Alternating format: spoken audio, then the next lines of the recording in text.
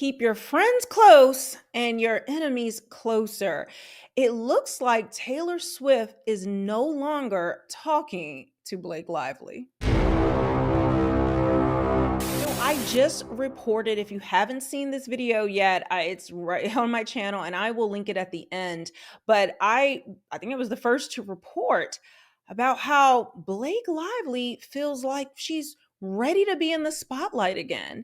It was an exclusive source that told People magazine this and all this about how she's ready to, grace the red carpet, a bunch of BS. And we know the backlash that she got from SNL 50. That was what she was reacting to, was the SNL 50. And this was supposed to be her coming out moment, I guess. But in her lawsuit, she's claiming she's just so torn apart. There's so much trauma and she can't sleep, she can't eat. And, I'm embellishing here, but you know how they try to spin this about having emotional distress. That is a key component to her lawsuit. Now, I have some reactions from legal people in my next video I'm going to do, and how that actually hurts her and Ryan Reynolds' case and the New York Times and everyone else listed in the lawsuit. But now this just came out about, I want to say, an hour or two after Blake Lively put out her coming out piece. Taylor Swift has decided to rain on her parade. Now, this will say it's from a source, but we know this is how PR works with these magazines and these news outlets. I can't call, what is this, the Daily Mail, and say, hey, I'm a source, let me tell you this. No, these are vetted people. These are their PR machines at work. So we can pretty much take it to the bank that this is what Taylor Swift is saying. So it says, is Taylor Swift and Blake Lively's friendship over legal drama? Ooh, and they said it is an exclusive. I had to use a different app to do it because the Daily Mail has so many ads. Taylor Swift's shock involvement in Blake Lively's highly publicized legal roller coaster with Justin Baldoni rocked the foundations of their decade-long friendship. Now, I'm going to tell you, while Taylor Swift is full of it, no, ma'am. We have the receipts and we have yet to have discovery or a deposition. So they're really terrified of Taylor Swift being deposed and all of the real secrets coming out. And the A-list pals are struggling to move on from the fallout, with the Bad Blood singer, 35, no longer communicating with Lively, 37, according to insiders. Daily Mail previously reported that she had taken a step back from the Gossip Girl alum, but their close bond has deteriorated, with Swift reportedly refusing an invitation to the SNL 50th anniversary special, as Lively was on the guest list. Oh my, after she snubbed her for the Super Bowl, if you followed all of that. So Taylor, it looks like she knew Blake Lively and Ryan Reynolds were going to be there, so she declined to show up just over that. That's how bad things have gotten. Whoa. Taylor is not communicating with Blake, an insider said. She was invited to SNL 50, but with Blake there and Kim Kardashian, oh, they're bringing up old beef.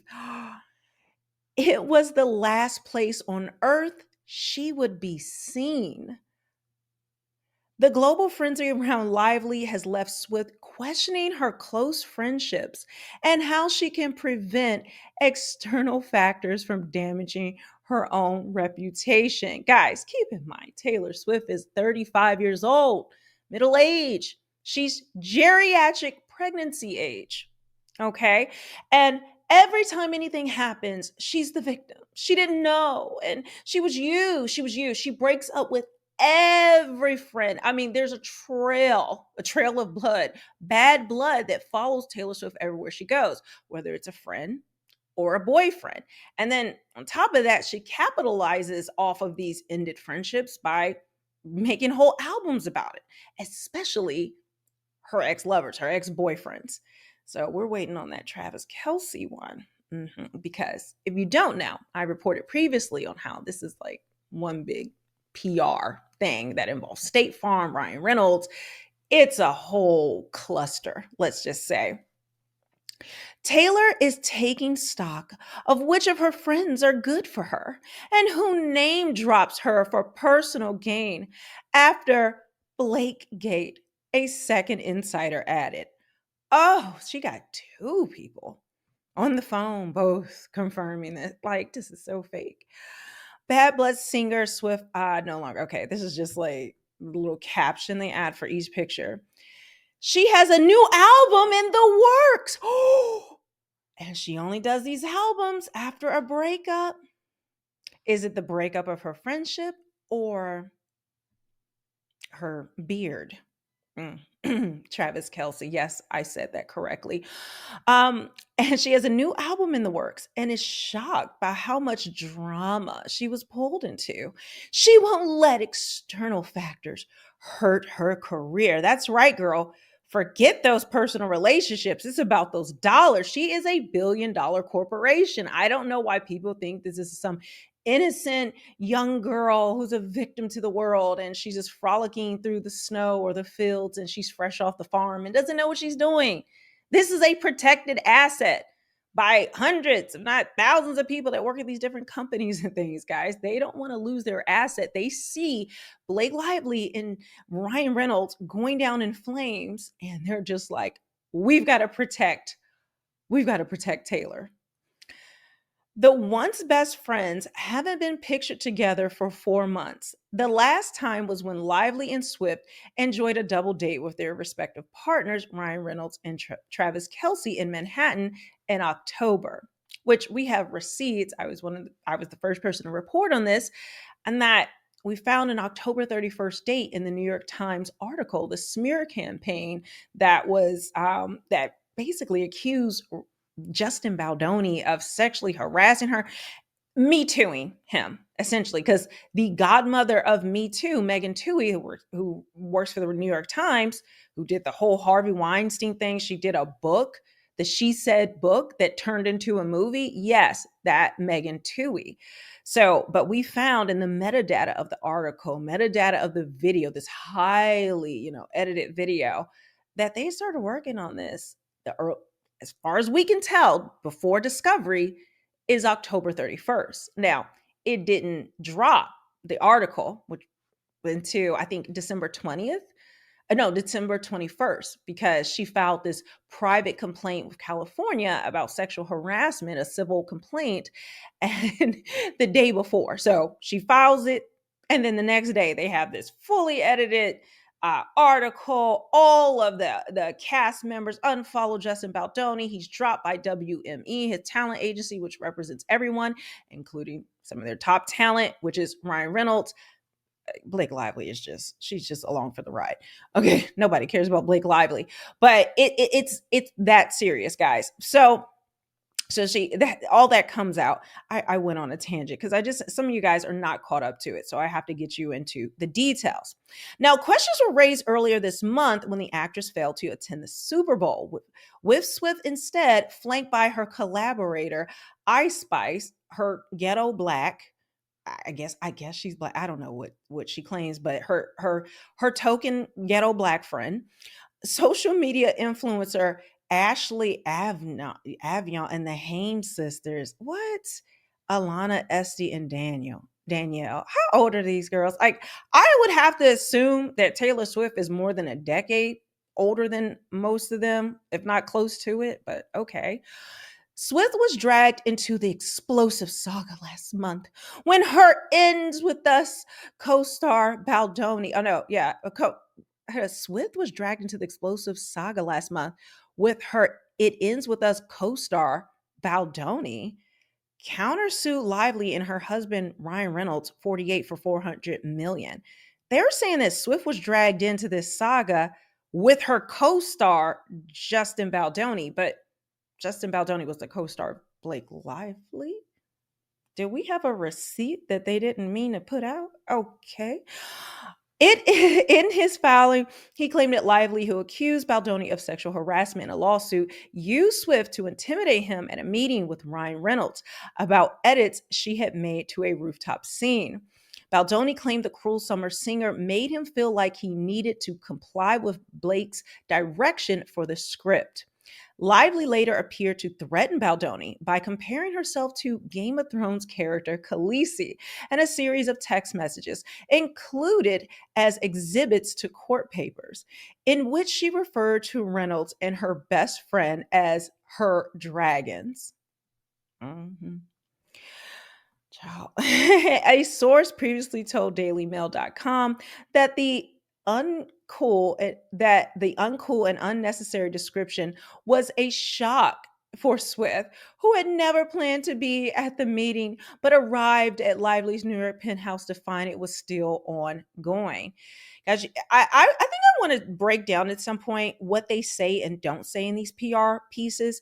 They don't actually deny certain things, and you know it by the language that they use. It is, I don't want to do it in this one because this is already going long enough because I'm running my mouth, but just understand, she doesn't actually deny her involvement in the film. Okay, there's details to that. Khaleesi, also known as Daenerys Targaryen and Mother of Dragons, is one of the main characters in Game of Thrones, which aired between 2011 and 2019. She was portrayed as a villain after descending into madness and turning to vengeance due to trauma and loss. Baldoni also claimed in the suit that Lively leveraged her friendship with the Grammy winner to get her way behind the scenes. He claimed the actress threatened to change her mind about reaching out to Swift to secure the use of her hit 2020 track, My Tears Ricochet. Swift and Lively have been friends for a decade, with the pair celebrating milestones together and the singer even name dropping Lively's children in her music. And not only that, what was put out there with Ryan Reynolds, Blake Lively, everyone was saying is that Taylor Swift is actually the godmother to three of their children. But then it was reported right before the Super Bowl suddenly Taylor Swift people put out that she was only the godmother to one of their children. So were they using that as clout? Were they lying? Were Ryan Reynolds and Blake Lively lying about that? Or is Taylor Swift now? So either way, if Taylor Swift was godmother to all three, you know what's crazy? Like she's so done. She said F them kids. She don't even want to be associated with that. This is wild. And she's actually done this before. Jamie King, the former model and actress, she's the godmother, I believe, to her son, and she cut her off years ago, and they have not been friends. And I don't believe in contact. So again, this is a cycle that Taylor Swift goes through when she disposes of friends once they are no longer useful to her, or they get in the way, or stop her bag, or hurt her reputation. Um. This is so wild. She appeared to rally around the actress when rumors of rancor between her and Baldoni first started bubbling in August. She was pictured arriving at Swift's Rhode Island property, taking solace at the $17 million eight-bedroom estate alongside her husband, Ryan Reynolds, to escape the frenzy. Now, I'm going to get to you and show you in a second that this is just BS. And Taylor Swift better tread lightly because they have receipts on her. So she can claim all this that she wants, but they have the text messages. They may even have cameras in their house that record her. They have a history going back 10 years, and they have been involved in business. They've been involved with Travis Kelce and Taylor Swift and their whole State Farm endorsement. It is a cluster, guys. Like, so I don't know if Taylor Swift wants to do this.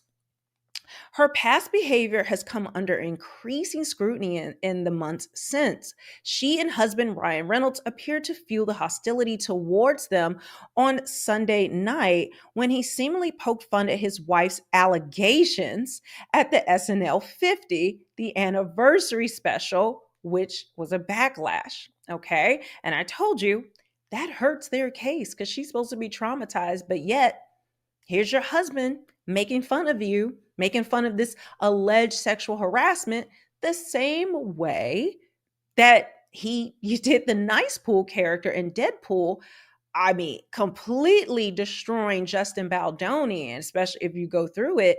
But your wife's being traumatized and sexually harassed.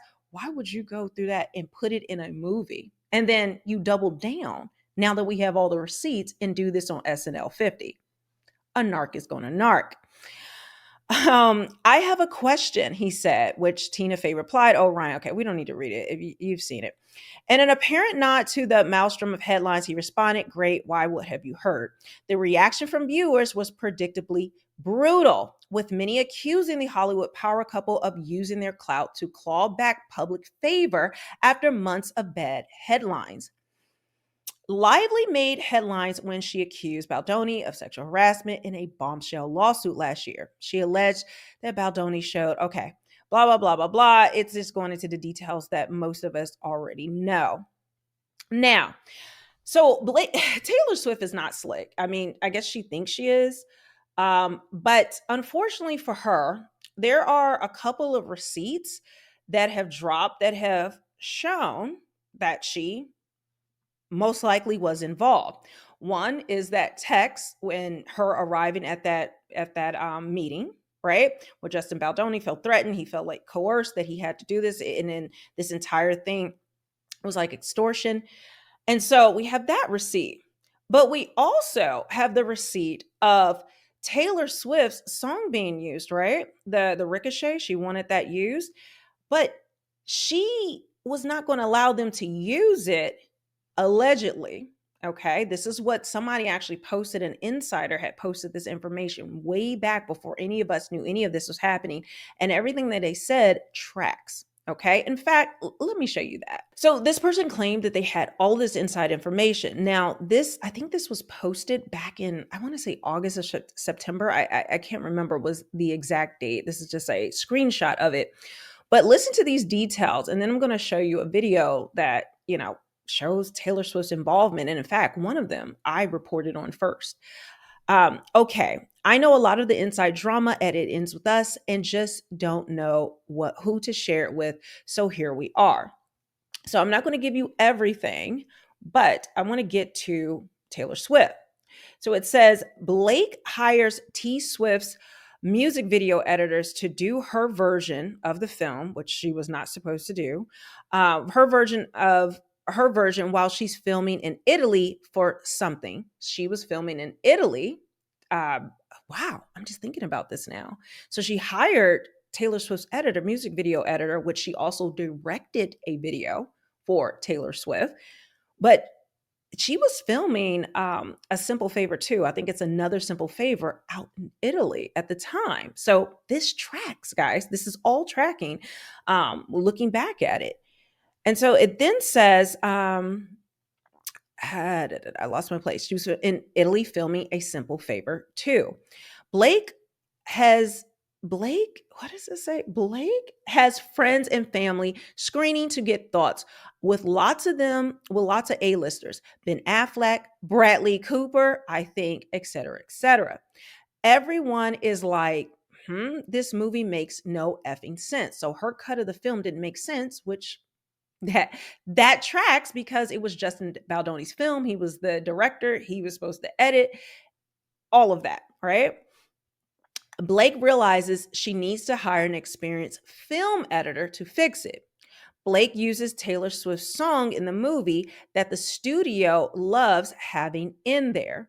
T Swift finds out that the original composer for the movie is someone she worked with in the past that was mean to her, and she says it's either me or him. Sony fires that composer to keep T Swift's song. Now we know that's true because the actual composer for Deadpool, which Ryan Reynolds was filming simultaneously, but he had a lot of time to spend over here on It Ends With Us. So last minute they call him and ask, "Can you come over and compose the soundtrack, the movie It Ends With Us within a week?" Well, he's working on Deadpool. Well, he thought this was crazy. Like what? And so he says, "Well, I can try to do it maybe in 3 weeks." But it ended up taking him a month. So they fired that composer, brought on the Deadpool one, which It's Ryan Reynolds people. And so that tracked. And then the song is in the movie. And then the beef that she had with that composer, that tracks those receipts. But there are more. This video is a little goofy with the face on there, but it actually really explains Taylor's alleged involvement. And they actually include the receipt that I posted first and that I found that Blake Lively is just spilling all the tea. This is a woman who cannot stop telling on herself. Did Taylor Swift forget that we have receipts? Watch these videos. I found Isabella. Our wonderful casting director sent me her tape. Just the resemblance. She is a phenomenal actress. And this was her first film. She told me Taylor Swift helped her get the role, like signed off on her audition. I had brought in, I was casting, and I had actually brought in and showed her casting tape to Blake and Taylor, and they were both like, "Yes, her." And that's a true story. And how did you get Taylor to so graciously lend this song that's so pivotal to this movie? I had nothing to do with it. I mean, this is all Blake. Like I said, Blake was involved in all aspects of this production, and she is also a marketing genius. Taylor may have had some influence in getting Yes, she did. Yeah, I know. I don't even know if I'm meant to be saying it, but I'm saying it. Yeah, she was a helpful part of the process of the audition, which I found out later after I got it, and that rocked my world. For Taylor? I mean, honestly, she was with me on this experience the whole time, all throughout it. So, like, she really lived this with me. What's the truth? Because we're being told that Taylor Swift had no creative involvement, but these videos say otherwise. Because Blake is saying that she's involved, and then Taylor is saying she's not.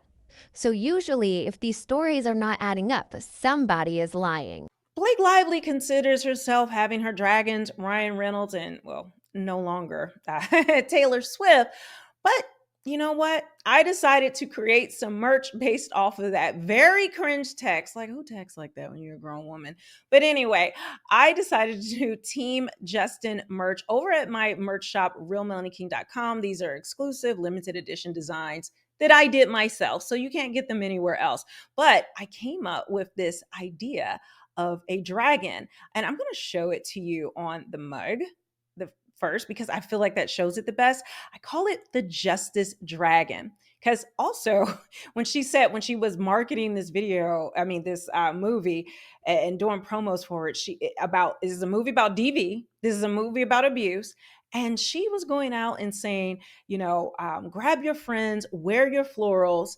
It ends with us. And that it was a big, beautiful summer movie. Like literally they call her the DV Barbie or Plantation Barbie, which is a whole nother video I have to do. But so I said, grab your dragons. No, what did I say? I say, grab your dragons, wear your florals. It ends with court. And so there's the dragon. There's the florals, the Justice Dragon. This mug comes in different sizes. And to take you back, it also comes in a lilac tee, a white t-shirt, a double-sided pillow. But then it ends with court. Double-sided pillow, the same thing. Mug, the two different colorways and shirts. And I'm actually working on another design. I think I'm going to drop tonight or tomorrow sometime because there's a lot going on. So if you want to support the show and get some merch, I figure, this is a great way to support this as well as wear something that's pretty cute and cool, if I do say so myself. The link directly to this merch will be in the description box as well as the pinned comment at the top. And with that, I will see you guys on the next one.